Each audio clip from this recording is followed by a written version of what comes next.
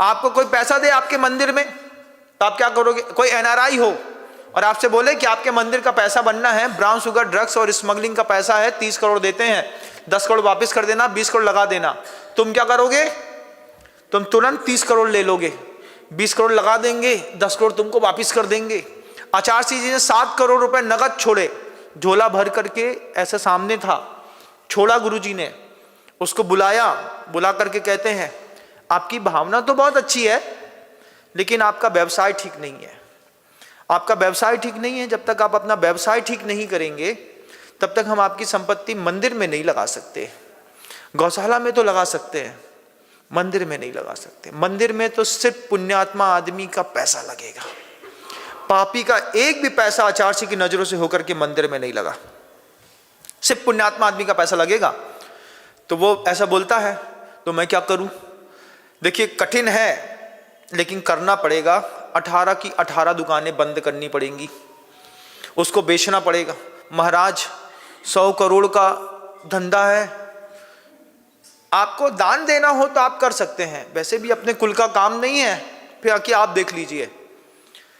घर गया, लौट करके आया, खुद उपद के नरियल लेकर के 3 साल का नियम लेते हैं, 18 के 18 बियर बार के काउंटर हम पूरी तरीके से बंद कर देंगे।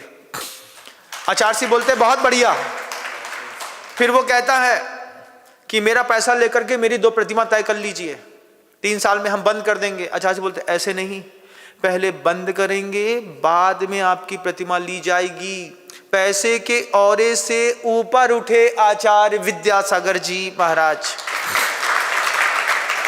ऊपर उठे हुए लोग, वे ऊपर उठ करके महापुरुष ने, उसने नियम लिया उस श्रावक ने, 3 साल में 18 बियर बार का काउंटर बंद कर दूंगा। एक लाइसेंस, एक बियर बार का काउंटर का लाइसेंस मिलना कितना कठिन होता है दुनिया जानती है। 18 काउंटर से उसके 18 के 18 काउंटर 1.5 साल में 80 करोड़ में बेच करके फुर्सत होकर के आचार्य सिंह के पास बीना बारा आया और आकर के कहता है मेरी किडनी फेल हो गई, मेरी पत्नी किडनी देना चाहती है, आप आशीर्वाद दो। आचार्य सिंह ने पूछा वो काम बंद हुआ? बोले आज अंतिम दुकान बेच करके सीधे आपके पास आ रहा हूं। आचार्य सिंह जी ने कहा यहां पे रुक करके शुद्ध भोजन करो, भोजन का जहां पे गुरुओं के आहार होते हैं, रोग ठीक हो जाएगा। ऐसे बात कही तो 8 दिन तक वहीं पर वो रुका रहा। आचार्य सिंह जिस चौके में भोजन करते वहां जाकर के बोलता, सोचो 100 करोड़ का आसामी गुरु जी के चौके में आहार के बाद बोलता कि जो आचार्य सिंह ने खाया है वो हमको भी थोड़ा सा दे दो। वो आचार्य सिंह का लिया हुआ आहार उस चौके से लेता, 8 दिन तक वहीं पे खाया, फिर डॉक्टर के पास जाना तो दिखाया, दिखाने के लिए डॉक्टर के पास गया।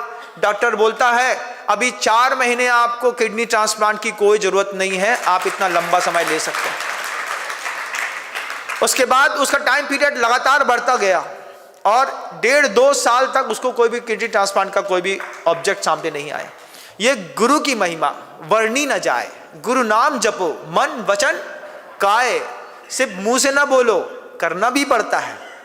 वो करने की कीमत बड़ी जबरदस्त है, लेकिन मिथ्या दृष्टि और सम्यक दृष्टि में भेद है। मिथ्या दृष्टि जीव मांगे मांगे पर भी काम नहीं करेगा, सम्यक दृष्टि बोलता है महाराज ये तो मेरा सौभाग्य है, आपने प्रेरणा दी, काम हो गया, नहीं तो हम समझ भी नहीं पाते कि ये भी हमारे हिस्से की जवाबदारी थी। सम्यक दृष्टि अपनी जवाबदारी खुद तय करता है। जब अशोक की पार्टी ने आरके कम्युनिटी हॉल बनाया होगा तो तुम लोग से पूछ के बनवाया क्या? नहीं, क्या हुआ? उसको जवाबदारी दिखी, बना दो, समाज के लोगों का व्यवहार अच्छे से निपटता रहेगा, होता रहेगा, कम पैसे में लोगों का धर्म ध्यान होता रहेगा। तुम्हारे धर्म ध्यान के निमित्त से उस सम्यक दृष्टि ने इतना बड़ा हॉल बनाया, 1 करोड़ रुपए खर्चा करते शादी में, 2-5 लाख रुपए में काम कर लिया आपने, मेंटेनेंस चार्जेस मात्र दे करके। ये क्या था? सम्यक दृष्टि की सोच का परिणाम है। आप क्या हैं? सम्यक दृष्टि की मिथ्या दृष्टि खुद तय करिएगा। मैं आपको मिथ्या दृष्टि बोलूंगा नहीं, मैं आप सबको सम्यक दृष्टि ही मानता हूं, लेकिन आप खुद परिणाम तय करिए अपने कि कितनी आसक्ति है आपको धन के प्रति कि आप अपने मोहल्ले का मंदिर न बनवा पाए।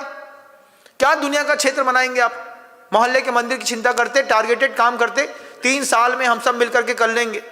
जब उस महापुरुष ने पूरी की पूरी समाज खड़ी करी है, खड़ी है कि नहीं? किशनगढ़ के अंदर रहने वाले हर जैन समाज के व्यक्ति के ऊपर उनका कोई ना कोई तो अनुकंपा बनी है। तो यही सोच लेते कि हम सब मिलकर के ये कमाल करके दिखाते हैं, 3 साल में टारगेटेड टाइम में मंदिर पूरा करके खत्म कर देते। लोग बोलते सारे सम्यक दृष्टियों ने मिलकर के भगवान का जिनालय बहुत अच्छे से बना दिया। भावना तो ऐसी होनी चाहिए थी कि किसके पास संपत्ति अकूत होती और प्रभाव दिख रहा होता, वो खुद ही बोलता अरे यार 4 प्लाट हमने अपने बेच करके पूरा का पूरा पैसा मंदिर में दे दिया। दुनिया भर में वो भामाशाह तो देते हैं, कम से कम अपने मोहल्ले के मंदिर में हम दान दे दें, हमारी आने वाली पीढ़ियों को प्रेरणा मिलेगी।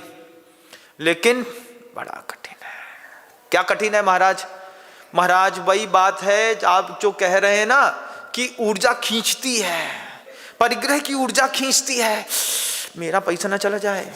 एक थे सेठ दानचंद थे, उनका नाम था दानचंद, हमने कहानी पहले भी कही है।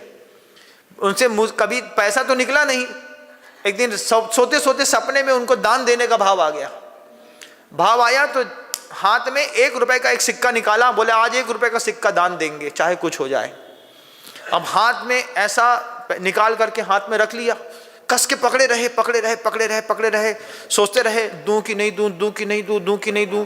लेकिन सोच के आए थे मंदिर में दान देना है आज 1 रुपए।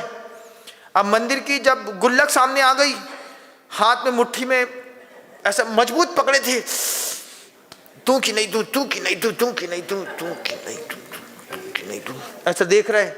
अब दुनिया जानती है इसका नाम ही बस दानचंद है, इससे निकलता तो कुछ है नहीं। अब क्या दानचंद जी दूं कि नहीं दूं, दूं कि नहीं दूं, सोच रहा है। अंतिम तय कर लिया देना है। हाथ खोला तो सिक्के में पसीना ही पसीना पड़ा था। सिक्के से तुम रो रहे हो, तुमको हमारे पास से जाने में दर्द हो रहा है, नहीं देंगे हम तुमको, तुम चिंता नहीं करो। उसको पहुंचा, वापिस जेब में धर लिया।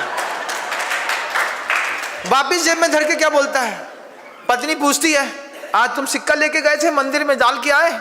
डालने वाला था लेकिन वो सिक्का रोने लगा, उसके आंख से आंसू निकलने लगे। हमने कहा तुमको हमसे इतना प्रेम है, हम तुमको दान नहीं देंगे, तुम चिंता नहीं करो। हमने वापिस जेब में रखे, वापिस रख के चले आए। ऐसे भी दानचंद हैं दुनिया में। घर से आए होंगे सोच करके कि आज तो मैं दान दे के जाऊंगा चाहे कुछ हो जाए।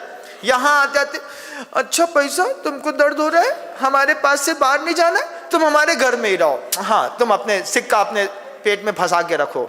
दुनिया में ऐसे भी दानचंद हैं। विनम्र सागर का दुनिया में सबसे पाला पड़ता है।